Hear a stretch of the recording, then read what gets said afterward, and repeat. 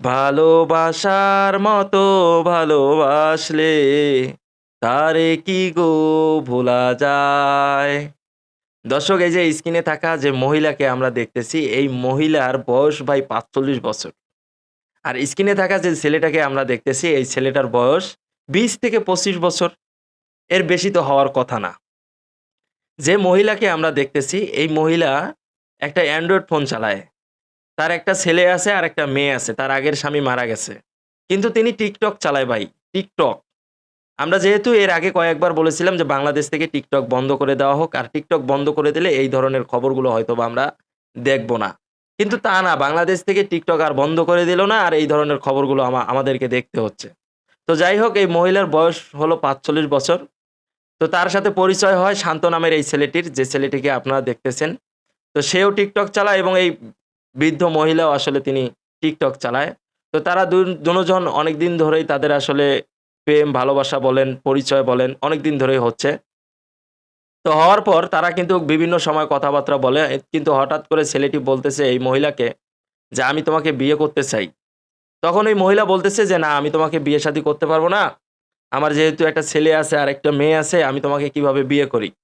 আমি তো তোমাকে বিয়ে-শাদী করতে পারব না।" তখন ছেলেটি বলতেছে যে, "তুমি দেখো না যে অনলাইনের মধ্যে এখন তো দেখাই যায় যে কম বয়সী ছেলেরা এখন বেশি বয়সী মহিলাদেরকে বিয়ে করতেছে।"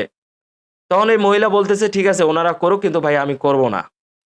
তখন এই বৃদ্ধ মহিলা বলতেছে, "আমি করব না। অন্যরা করুক। অন্যরা যেটা মন চায় তারা আসলে সেটাই করুক। কিন্তু আমি করতে পারব না।" তখন ওই মহিলাকে এই ছেলেটি, শান্ত নামের এই ছেলেটি তখন তাকে ভয়ভীতি দেখাচ্ছে যে, "তুমি যদি আমাকে বিয়ে-শাদী না করো আমি কিন্তু গলায় রশি দিয়ে ফাঁস টাঙিয়ে কিন্তু মারা যাব।" বিভিন্ন সময় বিভিন্ন ধরনের ব্ল্যাকমেইল করছিল এই মহিলাকে।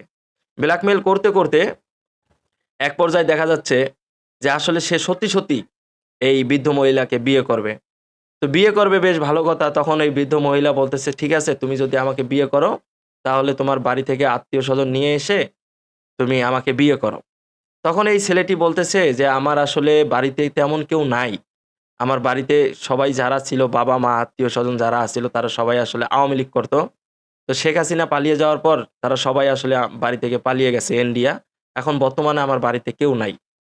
তো এই কথা বলার পরে তাকে বলে যে, "তুমি চলে আসো, আমরা কাজী অফিসেই বিয়ে করব।"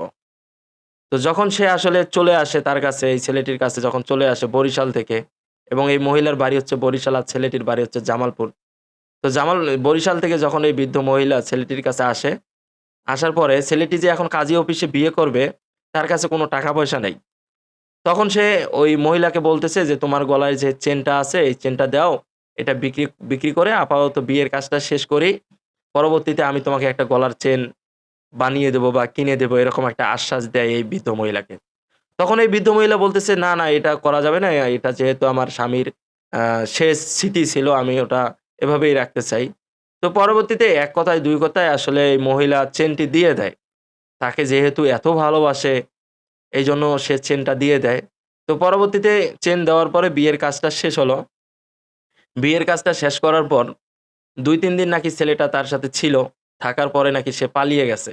কোথায় গেছে এই বৃদ্ধ মহিলা আসলে আর জানে না যে আসলে সে কোথায় গেছে। তার কোনো খোঁজ খবর নাই। সে আসলে হারিয়ে গেছে।